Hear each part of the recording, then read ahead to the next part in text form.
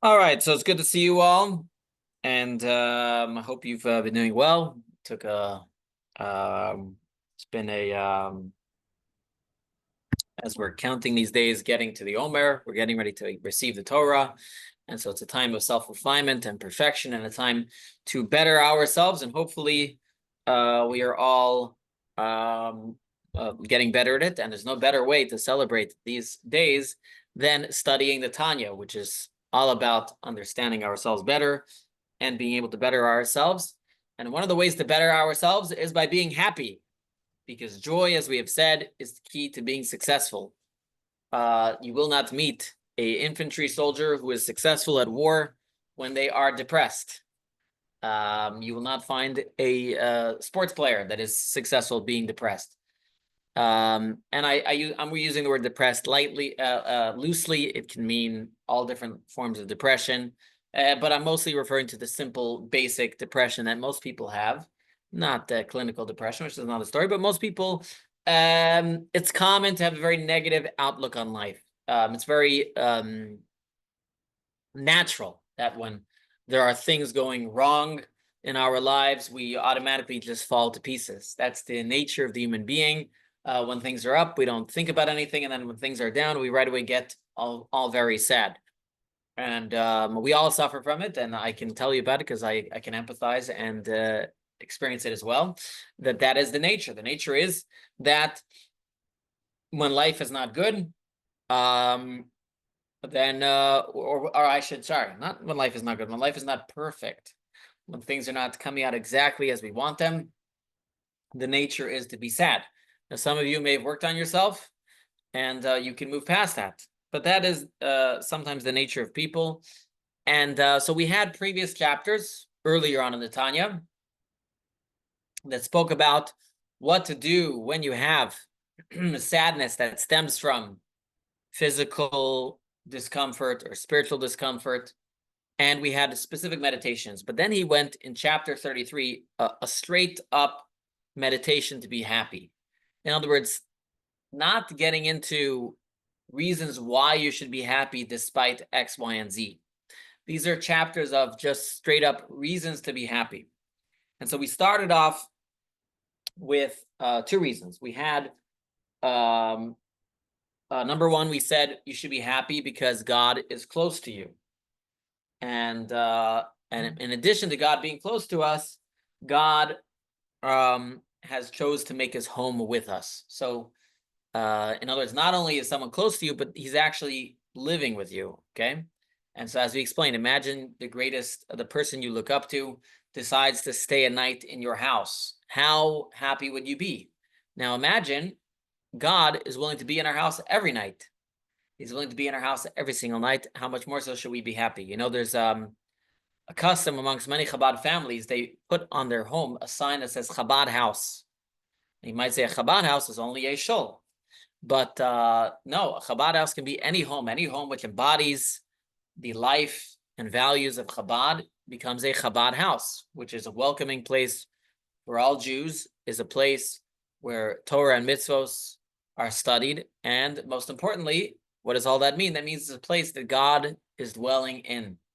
And so we all have the opportunity to not only be close to God, but we have the opportunity for God, so to speak, to dwell within our lives, within our homes, within every single part of our lives. And if that's the case, then we're going to be joyous. We're going to be happy, because if God himself is willing to be in my house, there's nothing greater than that, right? I mean, how much better can you get than God himself staying in your house, right? Whoever you look up to in life, they're not going to be as great as God, right? Now, you might say that doesn't excite me. That might be because you haven't thought about God a lot, right? The people who don't, because God is sort of quote unquote invisible. I'm going to use the word quote unquote, but because God is quote invisible, because God is quote unquote invisible, therefore, it might seem a little bit harder to feel excited about God dwelling in our homes. But the truth is that God dwelling in our homes is a very, very exciting thing. But today we're going to give another reason to be happy, and this is going to be a very unique reason. Until now, all the reasons to be happy were reasons why I am happy. I'm happy because God is close to me, God is near me. But today, we're going to talk about happiness that is God's happiness. I am happy because God is happy. Well, I'm going to be happy because God is happy. So let me ask you, does it ever happen in your life that you're happy because someone else is happy? Yes. Yeah? Okay, for example?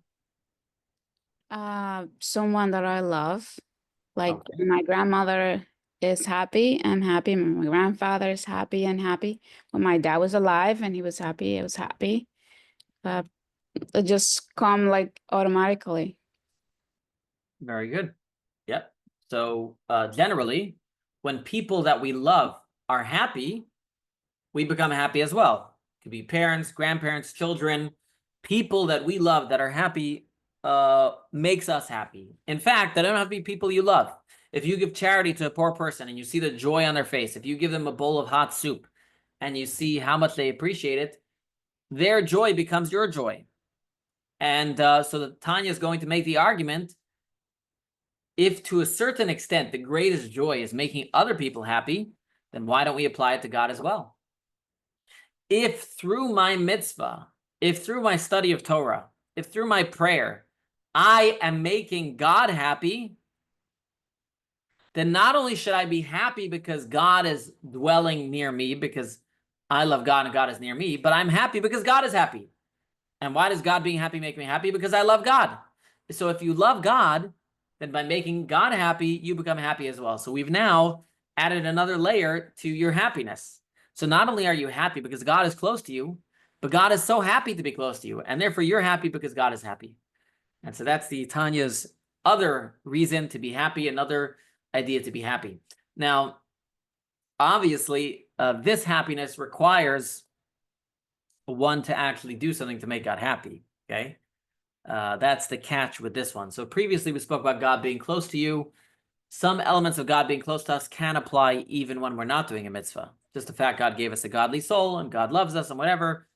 But for this one to happen actually requires us to do something. Yes? It's almost like a happiness circle. It keeps going.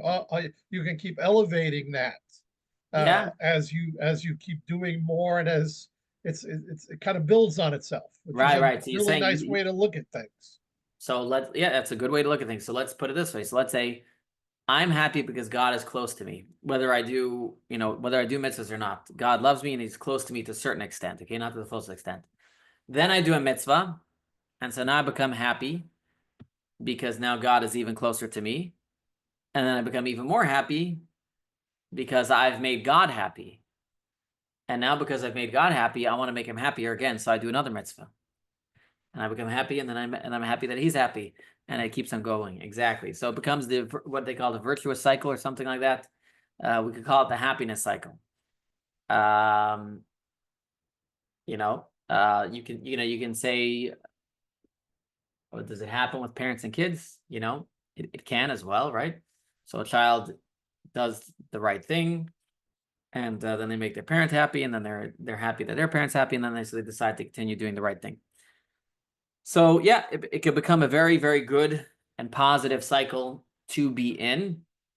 And that's really where we want to be in a place. We want to be in a positive frame of mind. Because when we can get into that positive frame of mind, it becomes so much easier to accomplish and do the positive and good things in this world. So let's take a look and see the Tanya itself. And so we're going to be on page 376, section 3. Sharing in God's joy. Up to this point, we have been discussing the joy that you feel as a result of your faith, the joy of feeling God's presence. In this section, we will turn our attention to God's joy. Tanya will suggest that by focusing on God's joy, you too will become even more joyous. And it's a joy that is doubled and redoubled, since, as we shall see, there are a total of 4 ideas that lead to joy. So because besides your personal joy in appreciating, number one, how generally God is close. So that was something we said, God is close to you whether you do a mitzvah or not. And furthermore, he is actually making his home with you when you do a mitzvah. I'm adding that on. There are two further ideas about God's joy. And this will bring you to a redoubled joy, right? So you're already joyous that God is making a home with you. Now the double joy is, namely, when you contemplate three, God's joy and immense pleasure brought to him through this faith, which actually subdues the sitra achara, and furthermore, it eliminates the sitra achara, transforms darkness to light. So here he is explaining what makes God happy when we do a mitzvah. What makes God so happy when we do a mitzvah? So you could just say, what do you mean? He's happy that you're doing what he wants.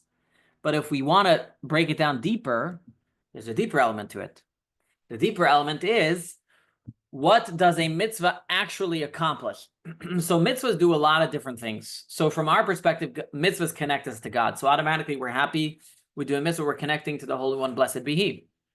But if we take it deeper, a mitzvah does two things that God enjoys. And we explained them earlier in chapter 27. So let me read this little paragraph here. As we have learned, there are two ways in which God derives pleasure on high.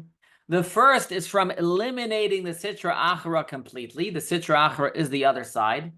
And the second, when the sitra achara, when the other side is subdued. So in addition to feeling joy in how your faith has brought you personally closer to God, you can also feel joy in the immense pleasure you have elicited on high through subduing and eliminating the sitra achara. So what is he talking about, subduing and eliminating the sitra achara? That means that there are two ways to make God joyous. One way is like a righteous person, a tzaddik. A tzaddik has no evil inclination anymore. He has turned any desire for bad into good. We, though, on the other hand, struggle. And when we struggle, we are not transforming the bad. We are subduing it. We are holding it back. Now, we explained in those previous chapters, even those of us, the me and yous, okay, who don't transform bad into good, that means generally, but we do also have an element of transforming bad into good as well. As I explained, slowly over time, we slowly become more refined, we become better people, and different parts of our personality transform. So we each have subduing and transformation within us. But regardless, God enjoys when he watches the subduing and transformation of evil within this world. Why? The answer is because that is truly what's exciting. If you can see a child who struggled in school and then reads to the best of their ability, that's exciting. You know, if you see a child who struggles to concentrate and manages to, accomplish whatever they can in the classroom setting, you get very excited. If you see a child who struggled in the classroom becomes a great rabbi, you get also excited. Both are exciting. If you see a child who has tendencies to do the wrong thing and they subdue their tendencies, and they do the right thing, that's exciting. So what I'm trying to get to is that excitement generally is built off of when there's some novel thing that happens here. In other words, if you see someone that was born righteous and stays righteous their whole life, that's cool. It's definitely cool. But excitement usually happens when there's something novel. Novelty brings excitement. The example that Chabad Hasidic philosophy gives is a parrot. Okay? Parrot does not have the best vocabulary. A parrot does not have very long sentences. Parrots can usually have very limited vocabulary. So that, should I tell you a joke? It reminds me, there was someone sent this to me, so it's actually good. It's not my own joke. So there was this this guy walks into a pet store in Israel, and he's walking in the store and he sees a parrot selling it for $5,000. It's a parrot for $5,000. What's this, Israel? I know you take advantage of all the tourists, but why does this parrot cost $5,000? So the shop owner says, well, listen, this parrot, he can tell you the entire Mishnayot. He can tell you the entire book of the Mishnah by heart. He says, really? Yeah. So the parrot starts rattling off pages and pages of the Mishnah. Wow, impressive. The guy continues walking through the store. He sees a parrot for 10 grand, $10,000. He says, wow, that one was 5 grand. What can this parrot do? He says, this parrot can tell you the whole Talmud. He knows the whole Talmud by heart. Wow, impressive. He starts listening, starts rattling off pages and pages of the Talmud. He continues through the store, and then he sees a third parrot. This time, this parrot is 100 grand. So he looks at the shop owner and he says, I don't understand. 5 grand for the parrot that says Mishnah, 10 grand for a parrot that says Talmud. How much more can a parrot know? You know, what does this parrot know? He says, actually, I've never heard him say a word. So he says, so why is he worth so much? So the shop owner says, well, all I know is the other 2 parrots call him Rabbi. Okay. Anyways, or Rabbi if you want to be for short. Okay. So when you have a parrot that can talk, the excitement is something that doesn't naturally talk is talking. The same thing as children when they start talking. They don't have the greatest vocabulary, but it's exciting. A human being that wasn't talking before, that's now talking, is exciting. And so the same thing is for God. He has angels that serve him and do all these wondrous things. But God is more excited about what the human being on this earth does in subduing and transforming the evil than the angels that live in a godly world. Though they may do more and they may accomplish, quote unquote, more. They may be much more spiritual and be able to understand much deeper than we do. But what brings God more excitement and joy and happiness is what we are doing down here, us that live here on this earth. And when we overcome our inner, quote unquote, demons, but obviously we know it's not demons, it's the Yetzer Hara, the evil inclination. And when we are able to subdue it and transform it, that brings God the greatest joy. And so that's what he's explaining here, is that we can be joyous in God, because when we do the right thing, God is happy in what we have accomplished. Yes. So it is as through your joy, which brings joy to God, breaks through like the klipot. Remember we talked about the klipot like on a Kabbalah class, the shells. Klipa, yep. So is that like the idea? Through your joy, which brings joys to God, we breaks the klipot and let the light in. Well, not necessarily joy, though joy plays a role, but the joy, we have spoken about joy breaking through the klipa as well. Here we're talking about specifically however you're breaking the klipa, whether it's through joy, whether it's through a mitzvah, whether it's through Torah study. Whenever you are breaking the klipa, the shell, the sitra achra, the other side, anytime you break it, however you're breaking it, which there's many different ways, one of them is joy, you bring God joy, and now you're happy because God is happy. Now, most likely, you accomplished to be able to do that item that broke the klipa through joy. But we're adding now that once you have managed to break the klipa, once you've managed to break the evil within your soul and the world around you, now you've made God happy, and now there's even more reason to be happy. So you become even happier. So think about it. However happy you are to do the mitzvah, once you do the mitzvah, you should be even happier. Because now you've made God happy. And so in other words, let's say I go to do a mitzvah. I go to Sheikh Lulav and Etrog. I am so excited, Sheikh Lulav and Etrog, to have this opportunity to connect to God. Now when I'm done shaking Lulav and Etrog, my joy should not dissipate. Now it should actually increase, because now I've made God happy, and now I have more reason to be happy. I had reason to be happy before the mitzvah. Now I have even more reason to be happy.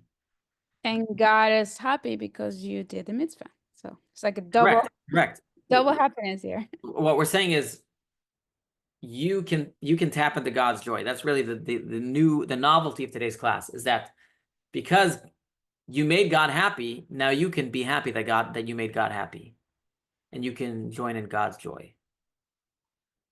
That's the novelty of today. Let's take a look here as he clarifies what is darkness. Because remember, we said that when you do a mitzvah, you are subduing and possibly transforming the darkness. So what is darkness?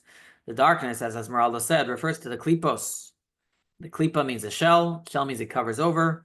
We described that negative energies really have no standing by themselves. We're not like other religions which believe the evil powers of the world and the demons have which, by the way, Judaism has demons too, but that's for another time, what we believe demons are. But the evil powers of the world do not have their own power. They are given their life force by God. We explained how they get their life force. It's like somebody throwing something over the back. They're a necessary evil. They're a necessary evil. So again, the darkness, which refers to the klipos, the shells in this physical world, which dim and obscure the light of God, even though the light of God is within them, and will continue to do so until the time comes for this darkness to end. As the verse states, he sets an end to the darkness, referring to the end of days, meaning at the end of days, this darkness will disappear.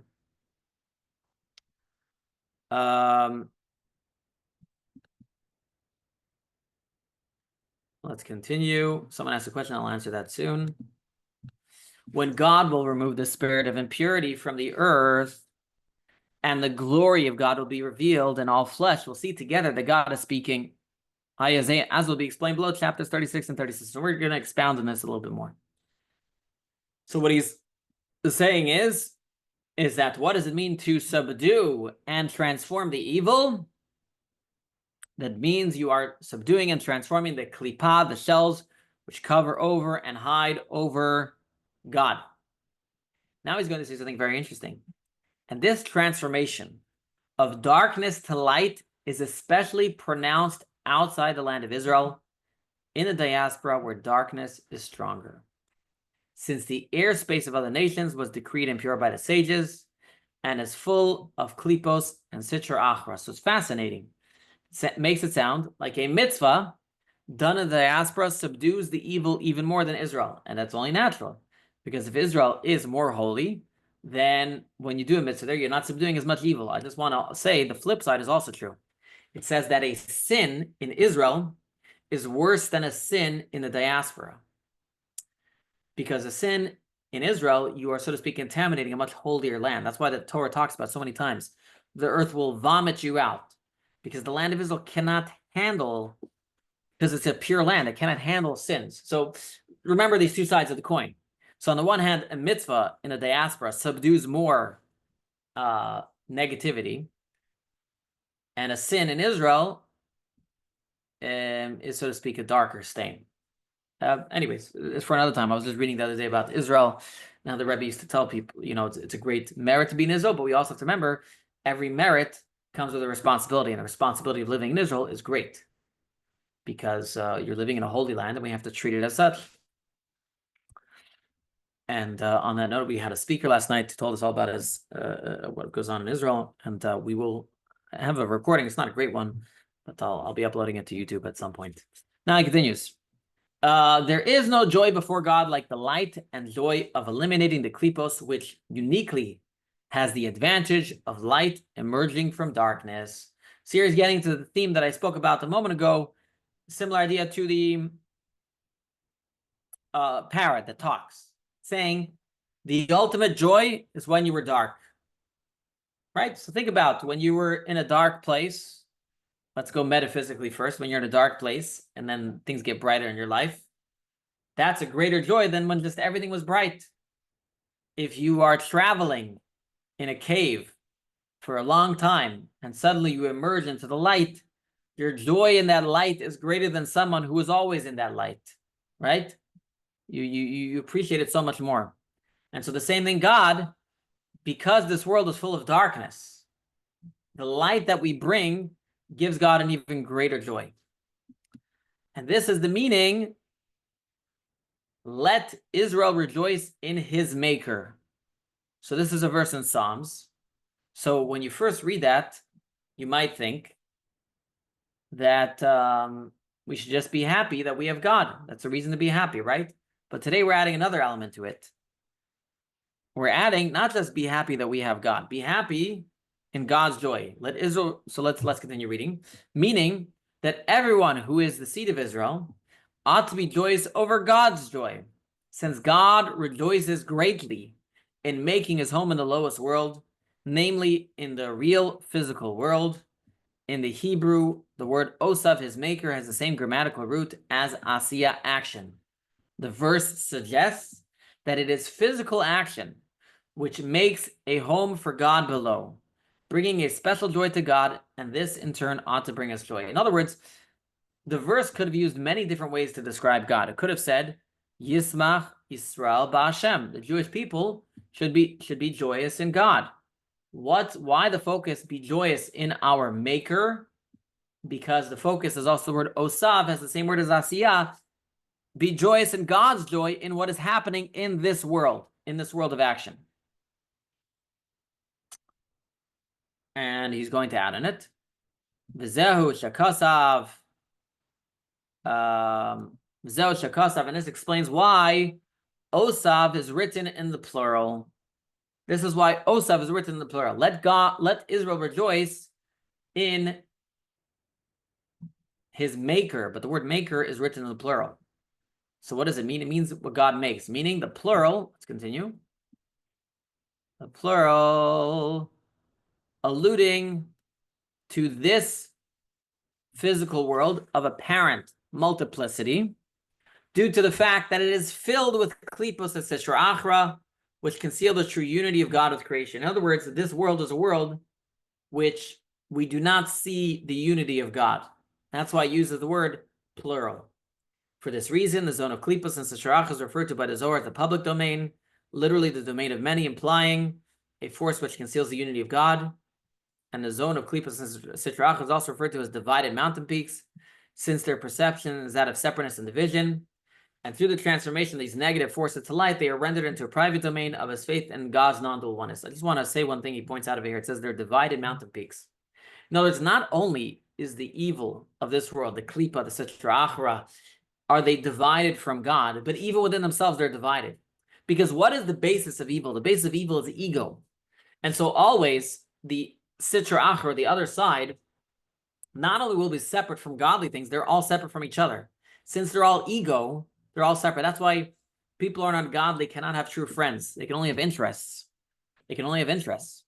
Anything that's not godly doesn't have a true friend. You can only have a true friend if you don't have ego. If you have ego, it can only be interests. And therefore, the negative forces of this world don't actually get along. They might sometimes work together, but they don't actually get along.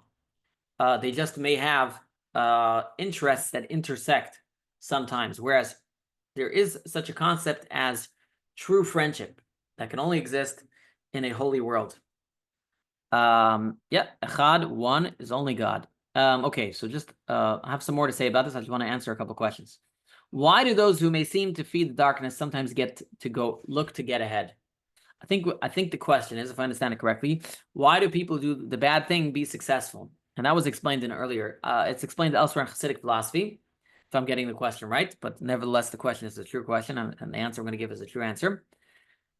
Is that temporarily, when you do the wrong thing, that you are getting, because you start getting your life force from the evil forces of the world, they want to shower you. They want to thank you for pulling some godly energy towards them. So they're going to give you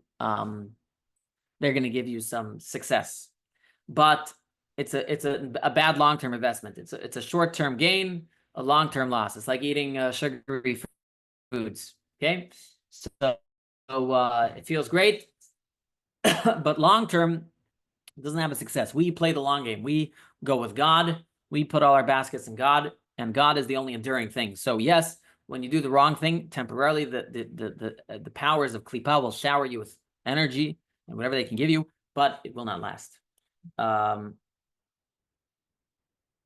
All right, correct. It's a sad game, and that's why, and it also creates, and on a deeper level, of course, it creates the ability for there to be free will.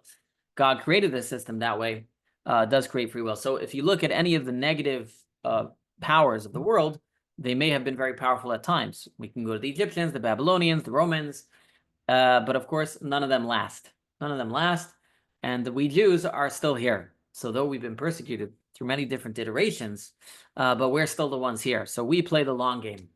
We play the long game, and so we're not interested in short-term gains, right? So the difference between what's it called, day trading versus long-term investment. Let's put it that way. Though there are some people that can become wealthy on day trading, but that's the story. It's just an example. So the other thing I want to add here is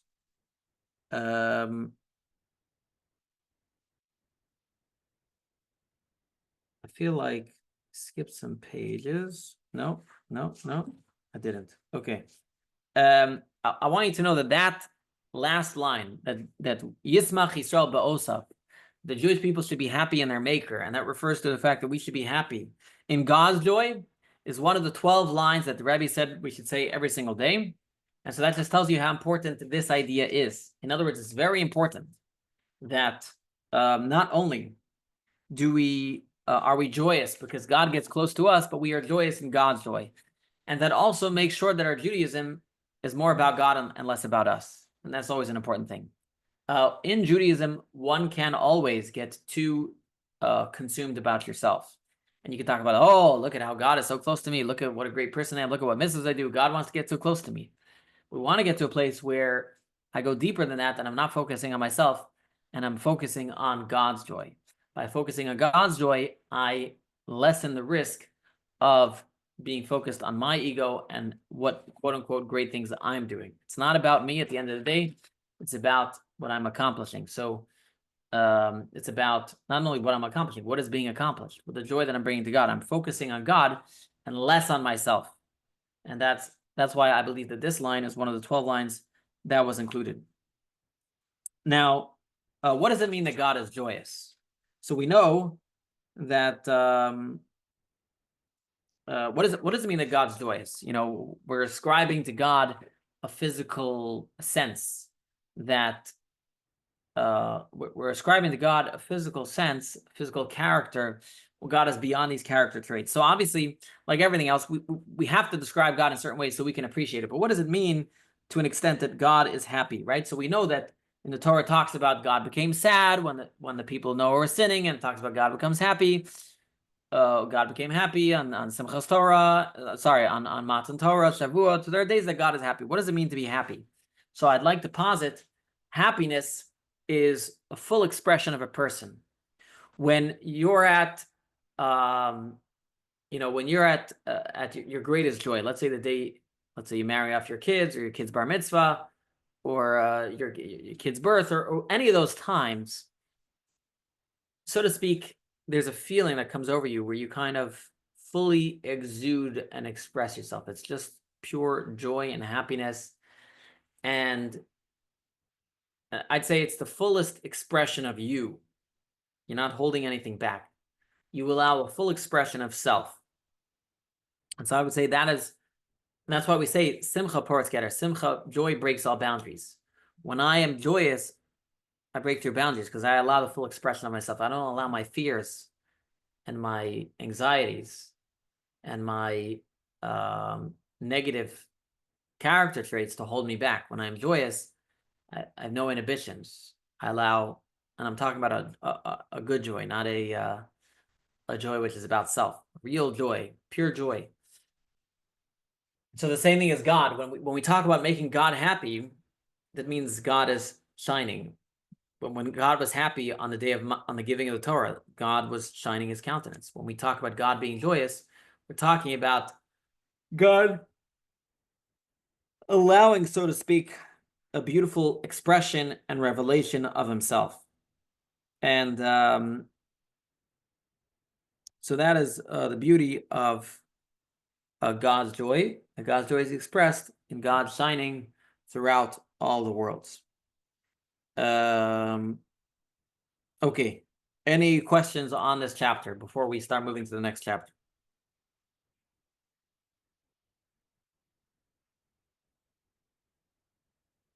No?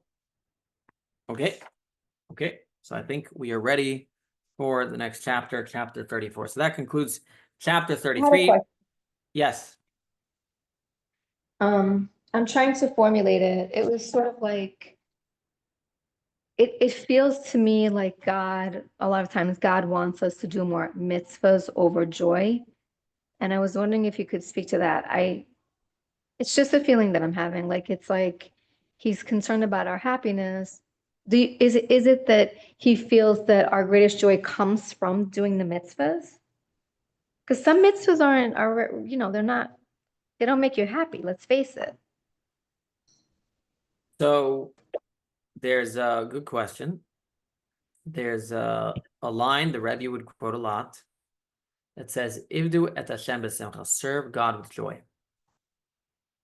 And there's another verse that said, but we quoted it earlier, that we were punished because we didn't serve God with joy. So clearly, God wants us to do what he asks us to do, but he wants us to do it with joy. He wants us to serve him with joy. In other words, in addition, the Tanya made the argument in previous chapters, in addition to, it's easier to do a mitzvah when you're happy. In addition to that, God actually wants you to be happy when you do a mitzvah. So we cannot say that God prioritizes the mitzvah over happiness. He wants you to do both. And happiness is an integral part of serving God with a mitzvah. That being said, to be happy without doing the mitzvah is also not what God wants, right?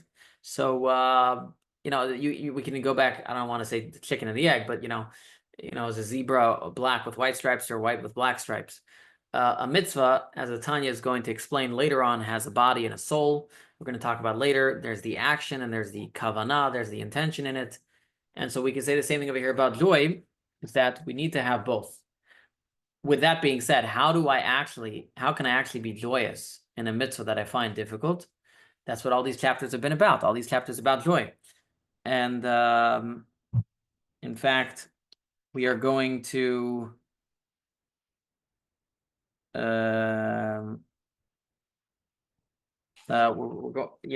that's what these chapters are all about. How to find joy in what we're doing. So let's give an example. Let's say I am really annoyed because I cannot open a can of tuna fish on Shabbat. I really want tuna fish, but there's problems with opening up a can on Shabbat. Now, some say you can open up the can if you first punch a hole at the bottom with a knife and then you open it. But okay, that's just an example. I'm just giving an example. Okay, so there's something you're not allowed to do on Shabbat and it's annoying you. If your Judaism annoys you, number one, it's not possible to pass on.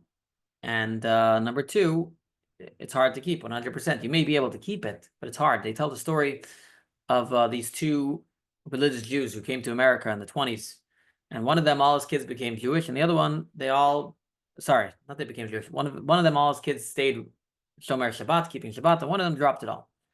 So we asked him, how did that happen?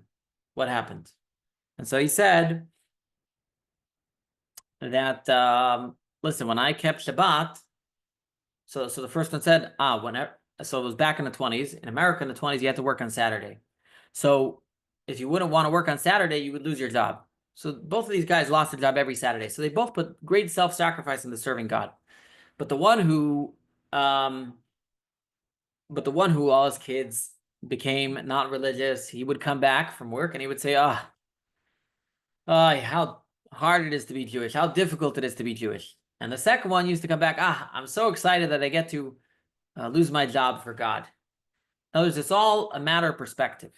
And something might be hard, but we have to find joy in what we're doing. And if we can find joy in God, then the trivialities of the things that we cannot do are fade away. Now, I'm not saying it's easy, but if we can get to that place where God is the most important thing in our lives, then we always have reason to be joyous. That was the beginning of chapter 33. The whole beginning of chapter 33 was Tzaddik b'Manasseh. We spoke about the prophet said we could put all Judaism in one thing, in faith, in belief and faith in God. How so? Explaining out to Rabbi.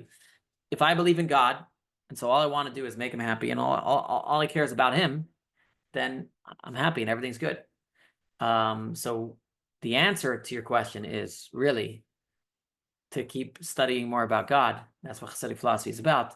And thereby we can always be happy. The more God is front and center in our mind, the more we can put God front and center in our mind through prayer, then everything else becomes easier. That's why Chabad Hasidic philosophy focuses a lot on prayer. Chabad Hasidic philosophy says, prayer is the cornerstone of everything else we're doing. If we want our Torah study to be about God, one can study Torah study and be a complete egomaniac. You can study Torah and it can also be difficult for you. You might feel it's annoying, right? There's two different ways Torah study can be done wrong. Either it's all about you or it's annoying. And through studying about God, and when we put God front and center in our lives, then the Torah and the mitzvahs that we do are both joyous and sustainable. All right, so someone writes here, even if you're not feeling personal joy while doing a mitzvah, you still feel divine. Oh, no, that was before. Oh, yeah. Even if you're not feeling personal joy, you still feel divine joy knowing that God is rejoicing by your mitzvah. That is correct. But like I said, that'll still only help if you have a consciousness of God. So all of this depends on the consciousness of God. This is why, again, I'll get to Chassidic philosophy. If you look at, why does Chabad daven late? Just to give you the background. Why does Chabad daven late? Why do we pray at 9:30 on Saturday? Now, for some people, that may be early. To many of my congregants. But other Orthodox Jews, they daven early on Shabbat. They daven at 7 or earlier. There is a lot of reason in Jewish law to daven early. But Chabad says, I'd rather start later so I can study, contemplate, meditate about God, and then pray to God with the proper meditation. Because prayer is a time when we want to be putting God in center. It's not just a time to fulfill an obligation of praying. Prayer is a time to create God front and center of our mind. In order to do that, I need to prepare for my prayer. I need to think about God for prayer. I need to study Chassidic philosophy. Other groups also, they don't understand. What's all the study of Chassidic philosophy? Let's just study Talmud. Let's study Code of Jewish Law. Let's study all these different, this Mishnayot. What's with the Chassidic philosophy? But Chassidic philosophy is all there. There's many reasons, as we're giving in these chapters. Number one, just studying about God, it creates a home for God in your mind. We'll read about that later. But through studying Chabad Chassidic philosophy, it gives meaning and purpose, and it gives the true kavanah that is necessary for the study of everything else. We say that Chabad Chassidus is like it illuminates everything you do. And so we can do a mitzvah, or we can do a mitzvah as it is illuminated by Chabad Chassidus. That is what we try and attempt to do. Now, when I do a mitzvah based on what we've learned today and Chabad Chassidic philosophy, how I'm bringing God joy, now I can make the joy of the mitzvah about God. That's doing a mitzvah illuminated by what God tells us. When I study the Code of Jewish Law, but with the understanding about how, as we'll study in the next chapter, how the Code of Jewish Law is the place where God's revelation is, and so on and so forth, all these different areas. Chabad Chassidic philosophy gives us the feeling and the proper feeling and kavanah that we're supposed to have when we do these mitzvahs. And chief among them is joy. And all of it boils down to ultimately thinking about God. All right, someone wrote here, even if you are not feeling personal joy while doing a mitzvah, you still have divine joy knowing that God is real. Okay, I think we said that. Thank you. Study and don't feel bad. We're not doing all the mitzvahs. Don't feel bad that we're not doing all the mitzvahs. So this is something we spoke about other places. This is, I think, chapter 27 or 28. I don't remember exactly. 26, 27, 28. One of those chapters. We spoke about people who are sad over spiritual failings. Any spiritual failings have no bearing right now. Right now, you have a choice to do the right thing or the wrong thing. The biggest trick that the evil inclination pulls on us is it makes you sad for what you haven't done in the past, and therefore prevents you from doing anything in the future, right? So Chabad Chassidic philosophy says, ignore everything you've done until this moment. Right now, you have an opportunity to connect to God, do it. If you want to deal with your spiritual failings, you could do so at night. You could do so in Rosh Hashanah. There are set times to do it, but don't think about it all day. If you think about it all day, that is coming from the evil inclination. That is coming from your not divine soul. It's the part of you that wants to drag you down and pull you down and make you sad. Yes. I thought that we learned that being sad is not bad as long as we don't stay there, and we can use that as a, I guess, trampoline to, elevate ourselves and serve God. So you are saying that being sad is bad completely? Good question. So there's a lot of chapters in Tanya. So as we read them and we do them pretty slowly, it's hard to sometimes put the pieces together. But if we look at the Tanya larger role, those chapters where it talks about sadness being good, it was a specific time. It said sadness is good to break your... Okay, let me back up. The Tanya's worldview is you meditate about God. By meditating about God, you awaken within yourself emotions towards God, and then you do Torah and mitzvahs out of love and awe of God. But the question was, what if that meditation is not working? Then we need to utilize sadness. So sadness was a tool that was needed to be used in a specific situation. We need to use it in situations where the normal path is not working, but that generally don't go with sadness. Sadness is a tool to be used when I'm at an impasse. Then I can use sadness. Yeah, well, yes, but in that context that you are dealing with, that sadness, if you use it correctly, can be good. Yes, it can be good, but like anything else, it's for my understanding of Tanya, it's not something to be used very often. So right, like everything has an exception. What I was saying earlier, that one should not be sad, that is the general rule. The general rule is right now I need to be happy. Sadness is used, but it's used on occasion. If you find yourself needing to use sadness all the time, then that's probably not a good thing. I have a question. Yes. First of all, the wonderful thing about Judaism is that if you go and you sit with your rabbi and you say, Rabbi, I need to grieve something, whether it's from your childhood or I haven't grieved it fully, I need to grieve it. It means I need to be in a state of sadness. Your rabbi, if he's any good, he's probably gonna say, okay, if that's helping you, that's fine. Because there's no absolutes when it comes to the Torah. In certain things, there's no absolutes. Right. There is no absolutes, but even as one grieves, just to give you some interesting food for thought here. There's a time period in the Jewish calendar where we're meant to grieve. It's called the 9 days. The time period the time period where we're meant to be sad over the destruction of the temple. And the Rebbe used to talk about that even during those 9 days, we need to have happiness. It doesn't mean we become just completely depressed over the destruction of the temple and we completely fall apart.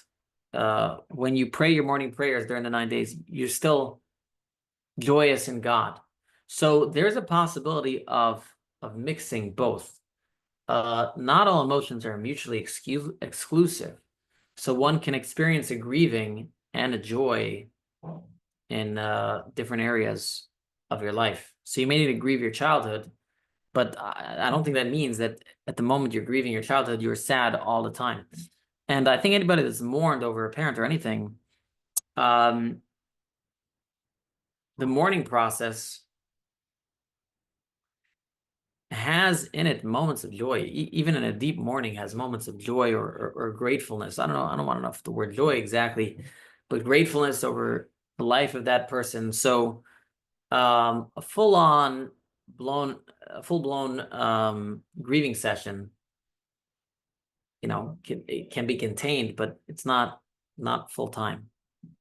Anyways, where am I really getting with this? Again, it's correct. There's no absolutes, but there is one absolute. The absolute is we have to serve God with joy. And there are moments where we utilize sadness. But even after we utilize sadness, we ultimately go into a place of joy. We ultimately go into a place of joy. That in fact was the whole last chapter. The whole last chapter was all about how after I use the sadness to break through the klipa, after I use that sadness to break through the impasse that I have on my spiritual life, then I become joyous. So it's like everything else. There are rules and then there's exceptions, right? There are rules and then there are exceptions. So there are exceptions, but there is a rule. That's why it's important to kind of get a broad picture of the Tanya. And that's where hopefully I hope I'm helping you that yes, sadness is utilized, but sadness is a tool, not the general life way that we live. I hope that helps. It is kind of hard as we go through the chapters, and there's many of them, and each one is focusing on a specific area, but we need to have joy. I would also add that the Rebbe focused very much on joy, and he said that a lot of the things that were said about sadness in previous generations, to some extent, we can't handle it. Just another example, by the way, the Rebbe would talk about fasting. If you look in the third section of Tanya, which we're not studying for a long time, the Alter Rebbe prescribes fasting for a lot of different sins. The Rebbe said, basically questioning, in today's day and age, possibly, that much fasting is probably not good for most people.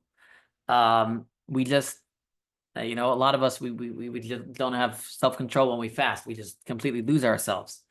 And so he said, it's not really, even though the Rebbe himself fasted different times a year, every Monday and Thursday. But he would say for the average person, in today's day and age, the amount of times that fasting was required is not necessarily good for us. We can't handle it. I put it that way. We can't handle it. And I'd say the same thing the Rebbe kind of would say about sadness.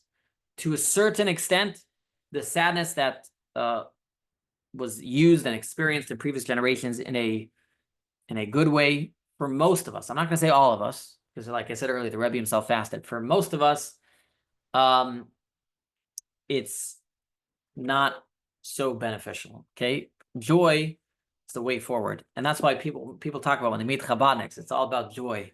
Joy really is the thing that so many people are missing today, and joy can truly, if we're joyous, listen, that's what people are missing. That's why I want to bring to people. I want to bring to people joy, and that's why one of the themes of Chabad is joy, and joy also has the ability to break through a lot of different things. Do we need to use sadness sometimes? Yes. But I think that for our generation, you got to run the math on this, so to speak, in your life. How much is being sad benefiting you and how much is truly being happy benefiting you?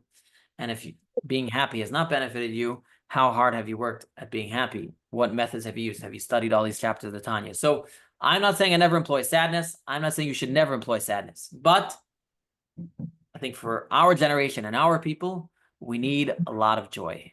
Joy is what's going to do it. But I'm Yes. just going to say something super quick. But for a lot of people, their greatest joy comes from releasing sadness. Someone said here, sadness must be followed by joy, otherwise sadness is not bueno. Correct. Many people, though, get stuck at the sadness. I'm sorry to say. Many people wallow in the sadness. Glad I'm not one. Many people wallow in the sadness. And if you find someone wallowing in the sadness, that means they're just enjoying being sad and they're not really progressing. And that's not good either. And so can sadness be used? 100%. But we want to make sure that, I think sadness today is also overused. It's my opinion. I'll stick with it. But nevertheless, if you do need to use sadness, it has to be followed by joy. If it's not followed by joy, then the sadness was not useful. I'm going to say that. Okay, so we couldn't start the next class, but I really enjoyed all the questions. A lot of these questions come up because, like I said, the Tanya is very long. We get to a lot of different areas, and so we're trying to place all these different ideas in their right places. And so go out here with joy, sing a song, and be happy. Okay? All right, we'll stop the recording. And thank you all for coming.